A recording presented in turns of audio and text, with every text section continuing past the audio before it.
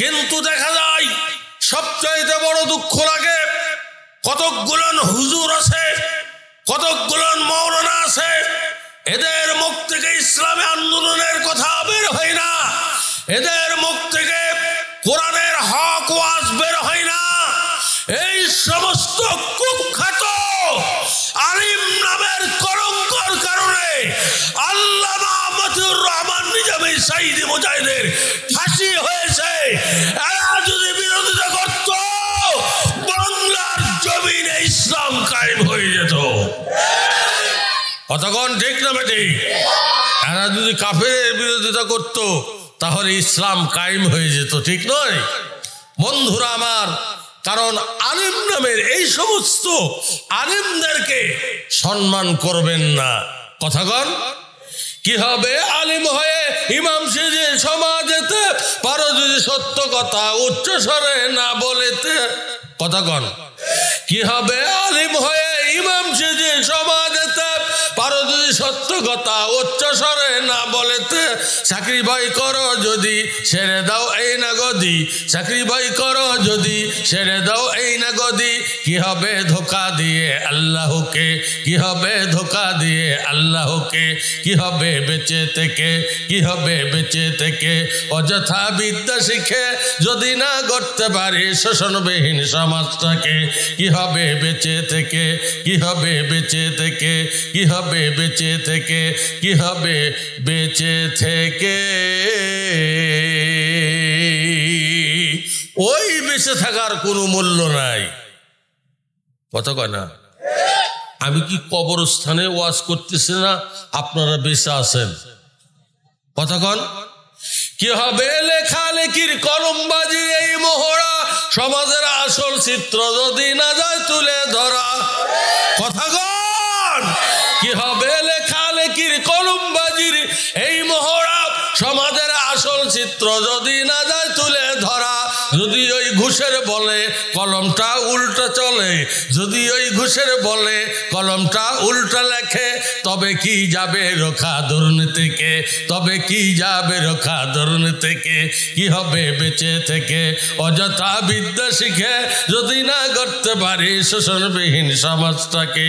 কি হবে বেঁচে থেকে, কি হবে বেঁচে থেকে, কি হবে বেঁচে থেকে। কি হবে যুবক নামের বোঝা হয়ে এ ধরাতে, যেখানে মা বোনেরা ধর্ষিত হয় দিনে রাতে। কথা কন কি হবে? যুবক নামের বোঝা হয়ে এ ধরাতে, যেখানে মা বোনেরা ধর্ষিত হয় দিনে রাতে। যৌবনের সার্থকতা ঘুচিবে সকল ব্যথা, যৌবনের সার্থকতা ঘুচিবে সকল ব্যথা। পারো যদি বলি দিতে মানুষরূপী পশুটাকে, পারো যদি বলি দিতে মানুষরূপী পশুটাকে। কি হবে বেঁচে থেকে অযথা বিদ্যা শিখে যদি না গড়তে পারে শোষণবিহীন সমাজটাকে। কি হবে বেঁচে থেকে, কি হবে বেঁচে থেকে, কি হবে বেঁচে থেকে, কি হবে বেঁচে থেকে। সেই কোরআনের 10টা আইন যদি বাংলাদেশের সংসদে পাশ হয়, গোটা বাংলাদেশ সন্ত্রাস রাহাজানি হাইজ্যাক লুণ্ঠন অন্যায় থাকবে না। গোটা বাংলাদেশ আল্লাহ কোরআনের আইন চালু হওয়ার কারণে ঠান্ডা হয়ে যাবে। বন্ধুরা আমার খেয়াল করেন, প্রধান অতিথি, বিশেষ অতিথিবৃন্দ এবং বন্ধুরা আমার, এবং আজকের মাহফিলের দ্বিতীয় বক্তা, তৃতীয় বক্তা এবং হাফেজ শরীফুল ইসলাম মৌলা ইনামুল হক, যারা পরিচালনায় খতিব চরপাড়া কেন্দ্রীয় জামে মসজিদ, এখানে যাদের নাম আছে এবং যারা মঞ্চে উপবিষ্ট আছে, যারা আমার সামনে বসা আছে, পর্দার অন্তরালে মা বোনেরাও বসে আছে, সকলকে আল্লাহ কোরআনের পথে কবুল করুক। জোরে কোন আমিন, আরো জোরে বলেন আমিন।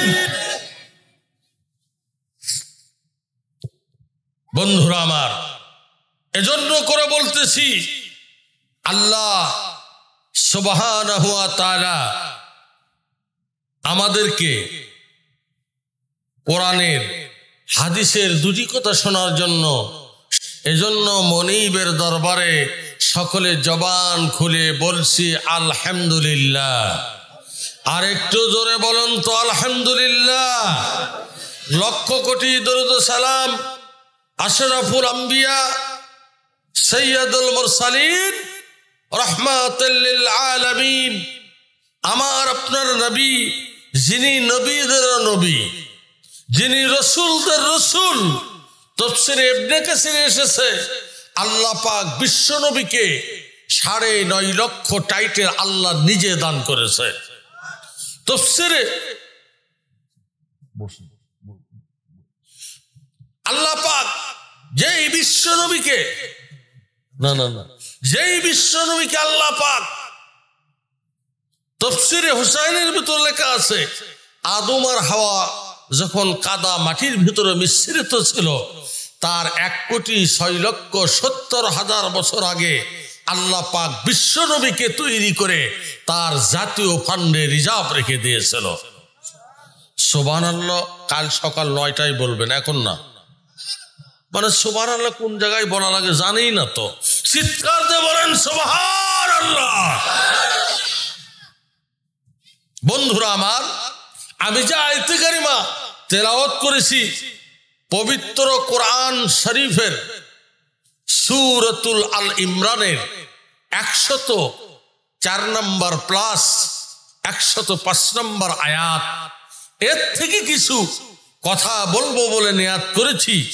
আপনারা একটু সময় দেবেন, কারণ সম্মানী ব্যক্তিকে সম্মান দিলে আল্লাহ তার সম্মান বাড়ায় দেয়। আজকের প্রধান অতিথি মৌলানা মোহাম্মদ মুখলিসুর রহমান সাহেব, উনি আমাদের নেতা, এলাকার নেতা, পাবনার জেলার নেতা, অর্থাৎ গোটা বাংলাদেশেরই নেতা। অতএব তিনি হয়তো 2-1 মিনিট একটু দোয়া দিবে এবং নেবে। আপনারা কি রাজি আছেন? বন্ধুরা আমার, আমি তাকে শুধু এতটুকুন কথা বলার সম্মান করে তাকে আমি মাইক দিচ্ছি। আপনারা একটু মেহেরবানি করে তার থেকে দুটি কথা শ্রবণ করেন আর একটু সবুর করেন। আজকে আপনাদেরকে অজানা কিছু ওয়াজ শোনানো হবে যা জীবনেও আপনারা শোনেন নাই। আল্লাহ কবুল করুক, জোরে কোন আমিন। আলহামদুলিল্লাহ। আপনি আরো খুশি হলাম জিয়াদের প্রধান আলহামদুলিল্লাহ, আমি খুশি হলাম। আমাকে আসার পরে 2 জন লোক বলল, হুজুর অন্য গ্রাম আছে, তার চাইতে আমাদের যেখানে এই চরপাড়া, এই এলাকার লোকেরা সবচাইতে ভালো। পিড়াহাটি আছে, আরো অন্য গ্রামের নাম বলল, তার চাইতে চরপাড়ার লোকেরা বেশি ভালো। কারণ ওই দিকে অনেক আছে ইসলামের কালো হাড্ডি, এইখানে যা আছে সব ইসলামের হালাল হাড্ডি, সাদা হাড্ডি, আর ওইদিকে আছে কালো হাড্ডি। তার মধ্যে কালো হাড্ডি একটা ছিল চেয়ারম্যান জরিফ। কতক্ষণ ঠিক নামে ঠিক? আমার মা ফিরে পিড়ে হাড়ি বন্ধ করে দিয়েছিল, আমার গাড়ি সাথিয়া থানাতে আটক রেখে এই বেটা আমার গাড়ি থেকে টাকা খেয়েছে। এলাকার মধ্যে ঢুকতে দেবেন না, ইসলামের দুশমনদের ঠাঁই বাংলার জমিনে আর হবে না, হবে না, হবে না। কতক্ষণ ঠিক না বেটি? আল্লাহ তোমার দরবারে যে হাজার শুকরিয়া, আল্লাহ তোমার দরবারে তে হাজার শুকরিয়া। হাসিনা পালাইয়া গেছে দেশটা ছাড়িয়া, আইরে হাসিনা পালাইয়া গেছে দেশটা ছাড়িয়া। আল্লাহ তোমার দরবারে তে হাজার শুকরিয়া, হাসিনা পালাইয়া গেছে দেশটা ছাড়িয়া, আইরে হাসিনা পালাইয়া গেছে দেশটা ছাড়িয়া। কোথায় গেল আওয়ামী লীগ, কোথায় কাদের কাকা, কোথায় গেল আওয়ামী লীগ, কোথায় কাদের কাকা, কোথায় গেল ওই জালিমের গরম গরম কথা? কমো কমো, কোথায় গেল আওয়ামী লীগ, কোথায় কাদের কাকা, কোথায় গেল ওই জালিমের গরম গরম কথা? খেলা হবে, খেলা হবে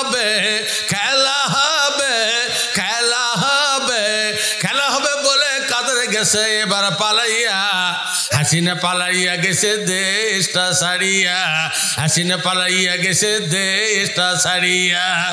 ও মা হাসিনা গেল কোথায়, ও মা হাসিনা গেল কোথায়, ফাঁসিতে ঝুলাইয়া।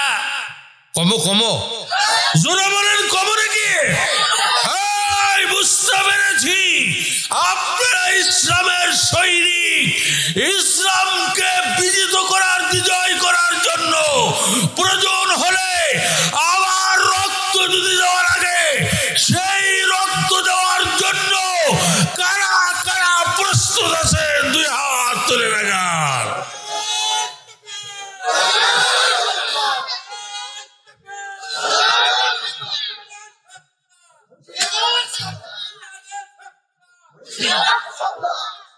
ভাইরা আমার, আল্লাহ পাক আপনাদেরকে কোরআনের বেঁচে থাকলে গাজী হিসেবে আল্লাহ কবুল করুক। আর যদি আল্লাহ কোরআনের জন্য জীবন নেয় তাহলে যাতে আল্লাহ প্রথম শহীদ হিসেবে কবুল করুক। জোরে করে আল্লাহুম্মা আমিন।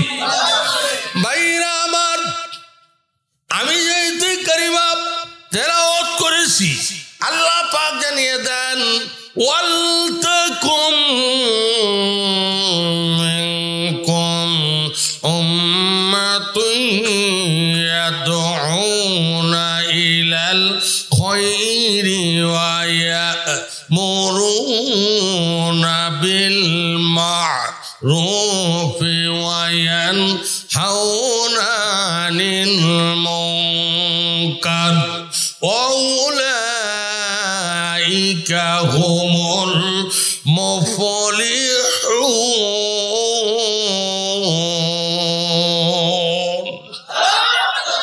আল্লাহ পাক বলে ওয়ালতাকুম, তোমাদের মধ্যে হইতে, ওয়ালতাকুম মিনকুম, আল্লাহ পাক বলে তোমাদের মধ্যে হইতে উম্মাত।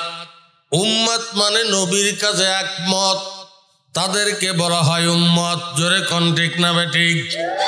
তোমাদের মধ্যে হইতে এমন একটি দল থাকা প্রয়োজন। উম্মত মানে নবীর দল। আমরা কার দল?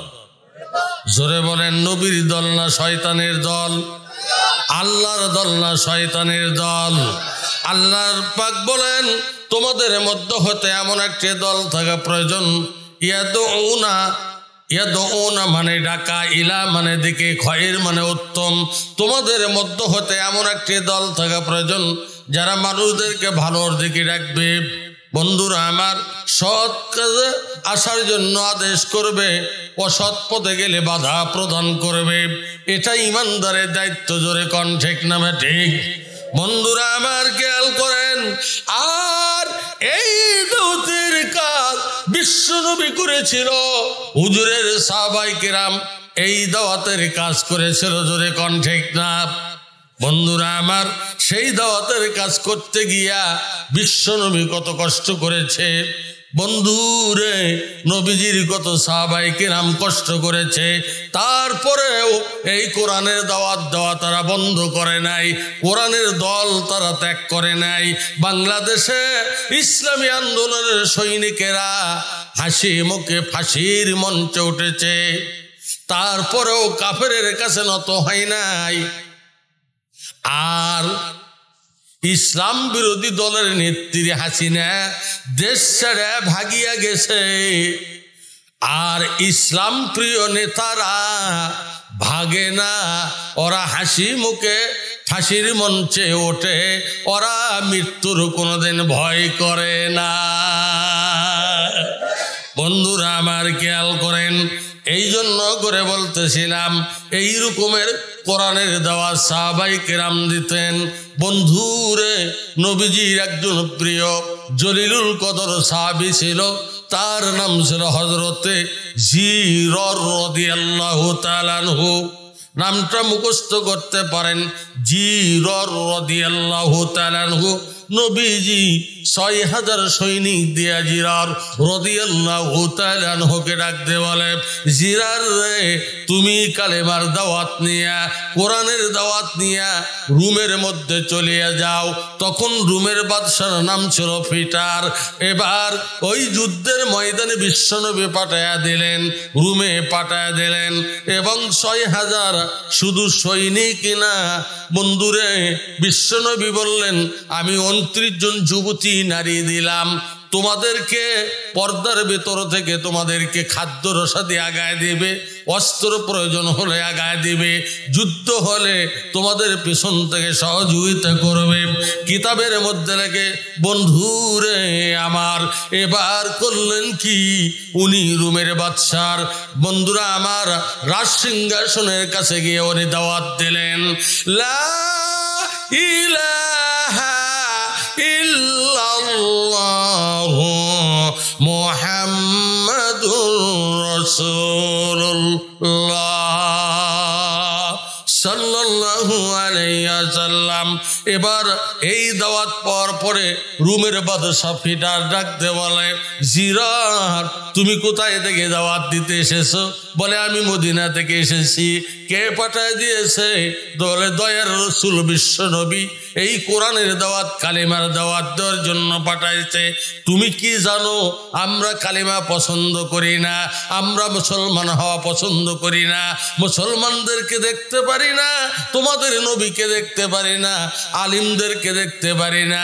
এই রকমের একদল বাংলাদেশে প্রায় 15.5 বছর শাসন করলো, যারা আলিমকে দেখতে পারে নাই।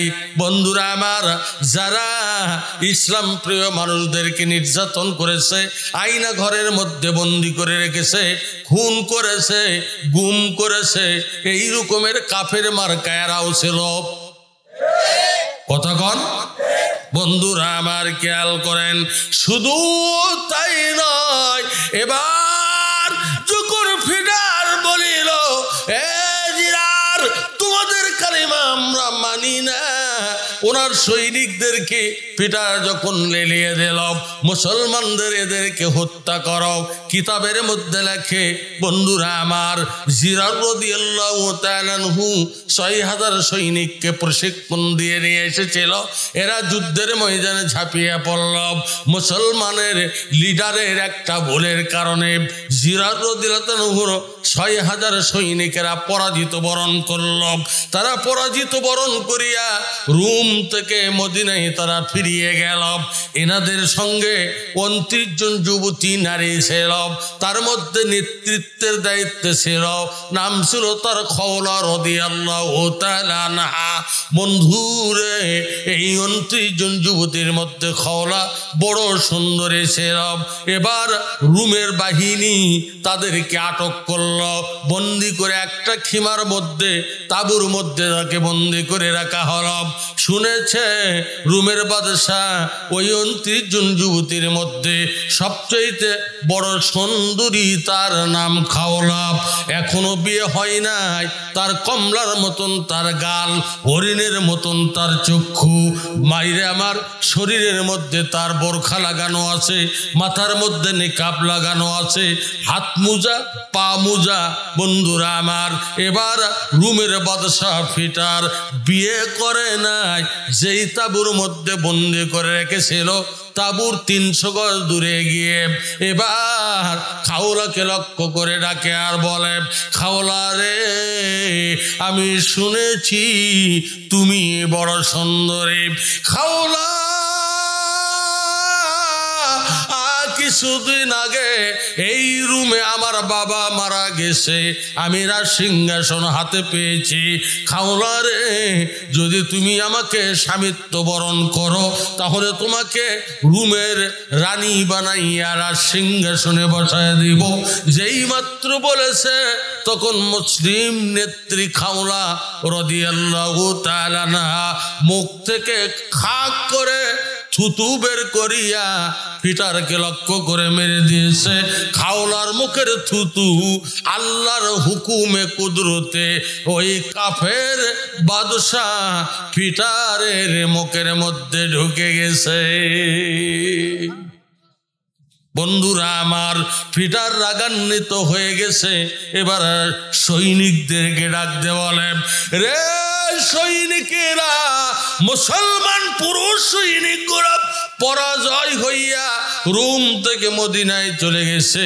মাত্র 29 জন যুবতী, তার মধ্যে নেত্রী খাওলা।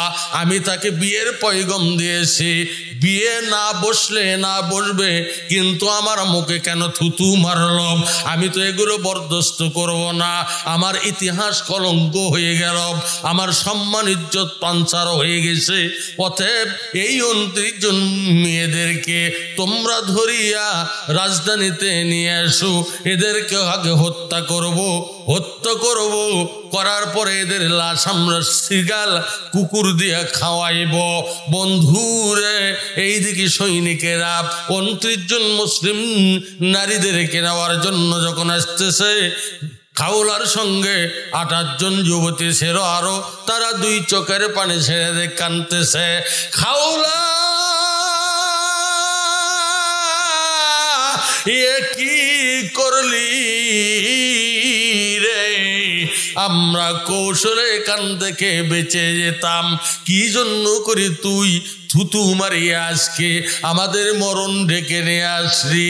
তখন খাওলা রাদিয়াল্লাহু তাআলা আনহা ডাকতে বলে, ও বোনেরা, তোরা চিন্তা করিস না। প্রয়োজন হলো আমাদের 29 জন যুবতীর উপর আক্রমণ হলে আমরা সবাই একযোগে ওই রুমের বাদশা ফিটার বাহিনীর সঙ্গে আল্লাহর নামে আমরা যুদ্ধ শুরু করে দিব। বন্ধুরা আমার, যখন ফিটার বাহিনী নেওয়ার জন্য আসতেছে, কিতাবের মধ্যে লেখে, এবার খাওলা রাদিয়াল্লাহু তাআলা আনহা পবিত্র কোরআনের একটা আয়াত তেলাওয়াত করে উঠলেন, কুল লা ইউসিবানা ইল্লা মা কাতাবাল্লাহু লানা হুয়া মাওলানা وعلى الله فليتوكل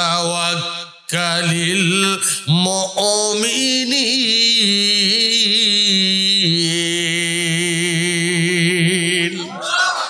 বন্ধুরা আমার, খেয়াল করেন, কুল লা ইউসিবানা ইল্লা মা কাতাবাল্লাহু লানা, কারণ একমাত্র যারা মুমিন তারা তাওয়াক্কুল করে আল্লাহর উপর। জোরে বলেন কার? আর মুমিনেরা সর্ব অবস্থায় আল্লাহর সাহায্য কামনা করে।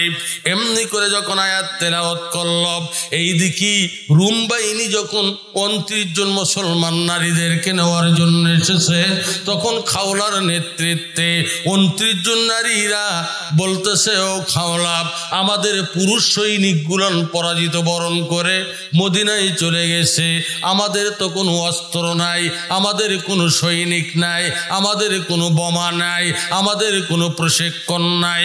ও বোনেরা, আমাদের সৈনিক লাগবে না, আমাদের অস্ত্র লাগবে না, আমাদের বোমা লাগবে না, কোথায় কি পাবো রে? তখন খাওলা ডাকতে বলে, ও বোনেরা, তোরা চিন্তা করিস না, যেই তাঁবুর ভিতরে আমাদেরকে বন্দি করে রেখেছে, এই তাঁবুর খুঁটি গুলান আমরা অস্ত্র হিসেবে ব্যবহার করব। আল্লাহ আসমান থেকে আমাদেরকে সাহায্য করিয়া মহান আল্লাহ মুসলিম নারীদেরকে বিজয় দান করে দিবে। আর জোরে কোন সুবহানাল্লাহ। বন্ধুরা আমার, কিতাবের মধ্যে লেখে, এবার করলেন কি? কিতাবের মধ্যে লেখে, ভাইরা আমার, এবার ওই খাওলার নেতৃত্ব 29 জন মহিলারা, তারা নারে তাকবীর আল্লাহু আকবার বলে যখন আঘাত করা শুরু করে দিয়েছে, বন্ধুরা আমার খেয়াল করেন, এবার ওই ভাইরা আমার ফিটার বাইরেরা বহুগুলান মারা গেছে, বাকিগুলান জীবন বাঁচানোর দায় ওখান থেকে দৌড়ে রাজ সিংহাসনের কাছে গিয়ে বলে, পিটার রে, আমাদের বহু সৈনিক মারা গেছে, মুসলিম নারীদেরকে আনতে গিয়া আমরা জীবন বাঁচানোর জন্য পালিয়ে এসেছি, তুমি আমাদেরকে বাঁচায়া দাও। বলল, তোমরা এতগুলান সৈনিক মাত্র 29 জন যুবতী মুসলিম নারীদের সঙ্গে পারলে না। একজন রাখতে বলে, এ পিটার, যখন মুসলিম নারীদেরকে ধরতে গিয়েছিলাম তখন দেখি ঘোড়া নিয়া একদল সৈনিক আসমান থেকে নামিয়া মুসলিম নারীদের পক্ষ হইয়া আমাদের যুদ্ধ করিয়া অনেক সৈনিক কতল করেছে। জোরে করে মারহাবা। মুসলমানদেরকে সাহায্য করে কে? আরো জোরে বলেন কে? মুসলমানদের সাহায্য করে আল্লাহ না খাজা বাবা? জোরে বলেন, আল্লাহ না খাজা বাবা? কেরামান কাতিবিন রোজ হাশরের দিন, কেরামান কাতিবিন রোজ হাশরের দিন, করবে যেদিন অভিযোগ অভিযোগ, সেদিন বলবো আমি খাজা বাবার লোক, সেই দিন বলবো আমি খাজা বাবার লোক। খাজা বাবার লোক বললে কি বাঁচার কোনো রাস্তা থাকবে? জোরে বলেন, থাকবে? থাকবে না। সেদিন আল্লাহর পারমিশন ছাড়া কেউ সুপারিশ করতে পারবে না, কোনো পীর লয়, আলিম লয়, উস্তাদ লয়। সেদিন একমাত্র ইল্লা ওয়াজহু, আল্লাহ ছাড়া কারু রাজত্ব থাকবে না। কথা বলেন, থাকবে নাকি? থাকবে না। বন্ধুরা আমার খেয়াল করেন, এবার ফিটার ডাক দিয়ে বলে, সৈনিকেরা যা, 6000 সৈনিক তোরা সুসজ্জিত হইয়া 29 জন মুসলমান নারীদেরকে আনতে হবে। আগে ইজ্জত নষ্ট করব, তারপরে ওদেরকে এবার হত্যা করব, কতল করে করে দাদলা নদীর পানির মধ্যে নিক্ষেপ করে দেব। ভালো করে শুনবেন কথা বইরা আমার। এবার বাকি 28 জন মহিলারা জমিনের মধ্যে গড়াগড়ি দিয়ে কান্না শুরু করে দিল। ফিটার বাহিনী এবার সুসজ্জিত হইয়া অস্ত্র নিয়ে, ভারী অস্ত্র নিয়ে বন্ধুরা আমার আসতেছে। দাদলা নদীর পানির মধ্যে তাদের ছবি দেখা যাইতেছে। তারিখের কিতাবের মধ্যে লেখে, এই মেয়েরা কান্নাকাটি করতেছে, খাওলা রে, আমাদের পুরুষ সৈনিক গুলান ভুল করেছে, আবার তুমি ভুল করলে, জীবন যাবে যাক, কিন্তু ইজ্জত যদি নষ্ট হয় মুসলমানের ইতিহাস হাদিস কলঙ্ক হয়ে যাবে। কি জন্যে তুমি থুতু মারতে গেলাম? এবার খাওলা রাদিয়াল্লাহু আনহা জমিনে কান লাগিয়ে মুস্কি মুস্কি হাসে। 29 জন বন্ধুরা আমার যুবতীর মধ্যে খাওলা জমিনে কান লাগিয়ে হাসে। 28 জন গড়াগড়ি দিয়ে কান্দে। এবার 28 জন যুবতী ডাকতে বলে, খাওলা রে, আমরা চিন্তা করি আমাদের ইজ্জতের, আর তুমি জমিনে কান লাগিয়ে মুস্কি মুস্কি হাসো, এর কারণ কি? মনে হয় তোমারে আনন্দ লেগেছে বোঝা হয়। এবার খাওলা রাদিয়াল্লাহু আনহা ডাকতে বলে, বোনেরা, আমি কি জন্য করে আমি হাসতেছি, তোরা জমিনে কান লাগায় দে। খাওলার কথা মোতাবেক এবার বাকি 28 জন যুবতী তারা জমিনে কান লাগাইয়া দিলাম। এইদিকে ফিটারের 6000 সৈনিক আসে, এইদিকে 29 জন যুবতী জমিনে কান লাগাইয়া হাসে। নিশ্চয় কিন্তু মুসলমানের এর মধ্যে কিন্তু নারীদের জন্য বিশেষ রহস্য আছে। কথা কোন ঠিক? মুসলমান নারীদের বিশেষ রহস্য আছে। জ্ঞানী গুণী সদী ভাই, অল্প কথা বলিয়া যায়, বন্ধুরা আমার খেয়াল করেন। আর এবার করলেন কি, এইদিকে সৈনিকেরা আসতেছে। এবার 29 যুবতী মহিলারা তারা জমিনে কান লাগিয়ে আসতেছে। আসলে শুধু পুরুষ নয়, মহিলারা পর্যন্ত ময়দানে ইসলামের জন্য যে তারা শ্রম দিয়েছে তার বাস্তব হাদিসের মধ্যে এই নজির ফুটিয়ে তোলা হয়েছে। কারণ শুধু পুরুষরাই রাষ্ট্র চালাবে তা নয়, নারীরাও চালাবে, কিন্তু সেটা ইসলামের কায়দা অনুযায়ী পর্দা করে। কথা বলেন। কিন্তু বাংলাদেশের নারী, এদের ওয়াজ আমি আজিজুল না করে কি পারি? করতে হবে। এই জন্য করে বলতেছি বন্ধুরা আমার, মহিলাদের ওয়াজ করা দরকার, কারণ ওরা ছাড়া হয় না আমাদের সংসার। কথা কন বন্ধুরা আমার, মা যদি ভালো হয়, তার পেটে 2-4-3টা সন্তান হলে তারাও ভালো হবে। মা যদি ভালো না হয়, ওর সন্তান বুলেট মার্কা, ট্যাবলেট মার্কা, জন্টু মার্কা হবে। কথা কন বন্ধুরা আমার, খেয়াল করেন, মা যদি ভালো হয়, কি রকমের ভালো মা? আমার বগুড়াতে একজন মহিলা এই রকমের ইবতেদায়ী মাদ্রাসা থেকে বন্ধুরা আমার 5 পর্যন্ত লেখাপড়া করছে। করার পরে গরিবের মেয়ে, ওই মেয়েকে একটা গরিবের একটা ছেলে দিয়ে বিয়ে দিয়েছে। ছেলেটা অটো রিক্সা চালাইতে চালাইতে একদিন অটো ভ্যান চালাইতেছে। নাম হলো বন্ধুরে বকুল মিয়া। এবার 1 ওয়াক্ত নামাজ পড়ে না বন্ধুরে, শুক্রবারে জুমার নামাজও পড়ে না। এই রকমের কতগুলো পুরুষ আছে কি নাই? জুমার নামাজ পর্যন্ত পড়ে না। তার স্ত্রী এই মেয়ে একদিন ডাকতে বলে, তুমি তো 1 ওয়াক্ত নামাজ পড়ো না। কি বলে? নামাজ যদি না পড়ো আমি তোমার সংসার করব না। আমি কোরআন পড়তে জানি, ইসলামী বই পুস্তক পড়তে জানি। বন্ধুরে বলল, আজকে সেদিন শুক্রবারের দিন ছিল, তুমি শুক্রবারের দিন তুমি একটু আজকে জুমার নামাজ পড়তে যাবে। এখন বকুল মিয়া বলতেছে, বিবি রে, সবে মাত্র কয়েকদিন আগে তোমাকে বিয়ে করলাম, তুমি আবার ভাত না খেলে আমার লাইফটা নষ্ট হয়ে যাবে। তুমি কি জন্য খাবে না? বলে তুমি নামাজ পড়ো না। নামাজ পড়ো, তোমার সংসার করব, না করলে করব না। এই রকমের অনেক স্ত্রী আছে, ধার্মিক স্ত্রী। কথা কন।